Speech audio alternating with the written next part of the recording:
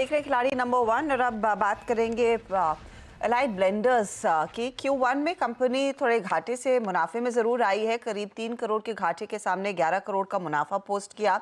Operationally अगर आप गौर करेंगे तो 44% EBITDA ग्रोथ देखने को मिली है। मार्जिन 6.5% के 10% पर आए हैं।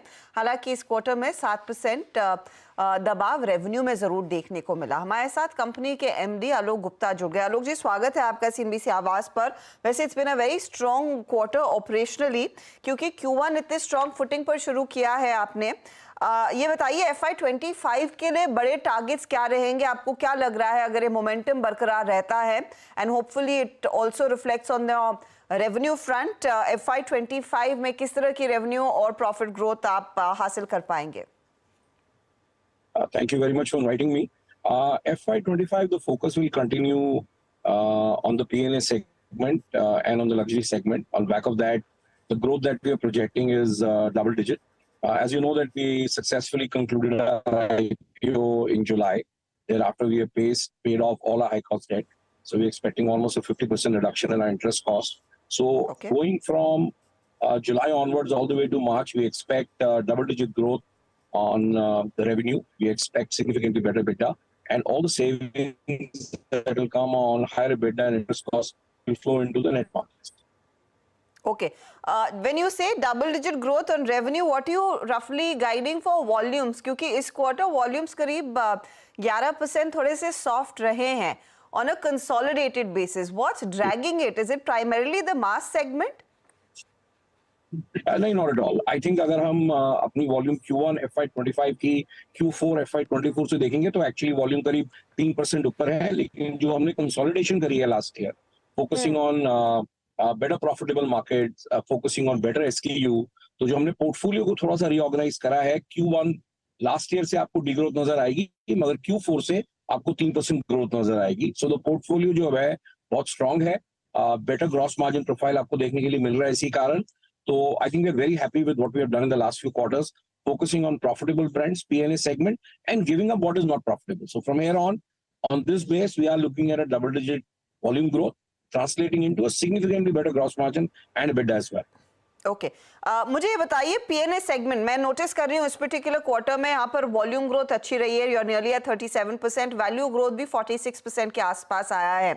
क्या आपकी स्ट्रैटेजी रहेगी आपके एग्जिस्टिंग ब्रांड्स को ही स्केल करने की, या फिर कुछ और नए ब्रांड्स आप जोड़ेंगे P&A सेगमेंट के लिए? जी, P&A सेगमेंट हम 3 ब्रांड से ही ड्राइव करेंगे. वो ऑफिसर्स चॉइस ब्लू, आइकॉनिक और स्टर्लिंग B7. आइकॉनिक जो कि एक नया ब्रांड है, आपको मालूम है हमने करीबन नवंबर 2022 में लॉन्च किया था. लास्ट ईयर 2.2 मिलियन केस किया, और जो हमारा रन रेट अभी है वो करीब 4 मिलियन के ऊपर चल रहा है. तो जो हमारा फोकस रहेगा वो रहेगा consolidation in the P&A whisky segment. जहां तक नया ब्रांड लॉन्च का सवाल है, वहां पे हमारा फोकस रहेगा in the premium and luxury segment. Zoya premium luxury gin हमने लॉन्च किया लास्ट ईयर, और इस क्वार्टर और अगले क्वार्टर से हम 3-4 नई ब्रांड सिर्फ लग्जरी सेगमेंट में फोकस रह के लॉन्च करेंगे. तो P&A को कंसोलिडेट करेंगे एक्जिस्टिंग ब्रांड के साथ, और प्रीमियम और लग्जरी सेगमेंट को कंसोलिडेट करेंगे नए ब्रांड के साथ. ऐसी एक रणनीति हमने बनाई. तो जोया जिन का आलोक जी कुछ मुझे अपडेट दे पाएंगे कि किस तरह का कंट्रीब्यूशन रहा है Q1 में और बाकी क्वार्टर्स में कितना रह पाएगा, कंसीडरिंग ये सिर्फ महाराष्ट्र में आपने लॉन्च किया था and if I remember reading correctly in your presentation, आप देश भर में इस ब्रांड को ले गए हैं? जी बिल्कुल, ये हमारी पहली ब्रांड है लग्जरी सेगमेंट के अंदर. हमारा पोर्टफोलियो भी बड़ा विस्की डोमिनेंट है, तो हमारे लिए ये जरूरी था कि हम अपनी कंफर्ट जोन से जाके लग्जरी सेगमेंट के अंदर एक फ्लेवर लॉन्च करें. इसलिए हमने जिन सेगमेंट को चूज किया. हरियाणा में लॉन्च करने के बाद, सक्सेस के बाद हमने इसको महाराष्ट्र में रोल आउट किया है. एंड आज जैसे हम अभी बात कर रहे हैं इस क्वार्टर के अंदर ऑल जो क्रिटिकल जिन मार्केट है वहां पर हमारा रोल आउट कंप्लीट हो जाएगा. तो ये एक हमारी एक पहली ब्रांड है इन द लग्जरी सेगमेंट. जैसा आपको मालूम है इस सेगमेंट के अंदर कंज्यूमर भी डिमांडिंग है, कंज्यूमर भी काफी चूजी है.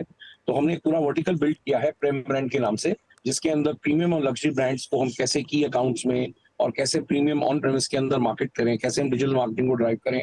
तो अभी तक जो हमारी प्रोग्रेस रही है उससे हम काफी खुश हैं और सेटिस्फाइड हैं. ओके. मैं एक रिपोर्ट पढ़ रही थी कि आप शायद कुछ ग्लोबल फर्म से भी बातचीत करना चाह रहे हैं अपने लग्जरी सेगमेंट को और मजबूत करने के लिए. क्या कंफर्म कर पाएंगे? और किस तरह के प्रोडक्ट्स, जब आप कहते हैं लग्जरी सेगमेंट में नए आएंगे, क्या वो मॉल्ट साइड पर होंगे? क्या वोडका में आप कुछ नया लॉन्च करेंगे? क्या प्लान है? जी, जहाँ तक स्पेसिफिक कंपनी का सवाल है, वो तो मैं स्पेकुलेटिव न्यूज़ पे कमेंट नहीं करूँगा। लेकिन जैसा हमने पहले भी बोला है कि हमारी स्ट्रैटेजी ये रहेगी कि हम अपनी ब्रांड डोमेस्टिक बीआईआई बॉटल इन इंडिया लॉन्च करें। उसके साथ हम ग्लोबल पार्टनरशिप ज़रूर करेंगे ऑन बीआईओ ब्रांड, जो व्हिस्की और नॉन व्हिस्की सेगमेंट दोनों में होंगे। ओके, तो ये फिलहाल आपकी रणनीति रहेगी। यहाँ से मार्जिन्स और इम्प्रूव होने की गुंजाइश है, कंसिडरिंग ईएनए प्राइसेस, ग्रेन में भी हमने कुछ चेंजेस देखे हैं ऊपर की तरफ। जी, बिल्कुल। जो हमने पोर्टफोलियो को रिजिक किया है और हमारा आईपीओ के बाद जो हमारा एंगेजमेंट अपने सप्लायर वेंडर पार्टनर के साथ है, वो भी स्ट्रांग हुआ है। तो हम देखेंगे कि यहाँ से हमारे एबिटा मार्जिन्स और नेट मार्जिन दोनों के अंदर इम्प्रूवमेंट हो। Good luck to you Gupta ji. Allied Blenders recent listing और प्लान्स ऑफ कोर्स अपने प्रीमियम और लग्जरी कैटेगरी को और मजबूत करने की यहाँ पर कंपनी हमारे साथ वो डिटेल शेयर करती हुई। नतीजे वैसे अच्छे रहे हैं। एक रीसेंट लिस्टेड कंपनी है। स्टॉक आपके सामने 303 के लेवल्स पर करीब करीब 1% ऊपर इस चर्चा के बीच बढ़ता हुआ। लेंगे एक ब्रेक। ब्रेक के बाद आई थिंक हमारे जानकार कुछ और स्टॉक्स आइडेंटिफाई करके बैठे हैं।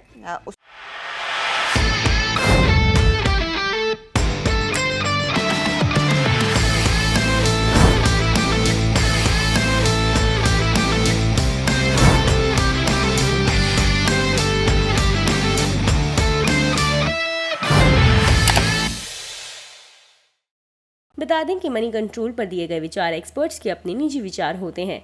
वेबसाइट या मैनेजमेंट इसके लिए उत्तरदायी नहीं है। यूजर्स को मनी कंट्रोल की सलाह है कि कोई भी निवेश निर्णय लेने से पहले सर्टिफाइड एक्सपर्ट की सलाह लें।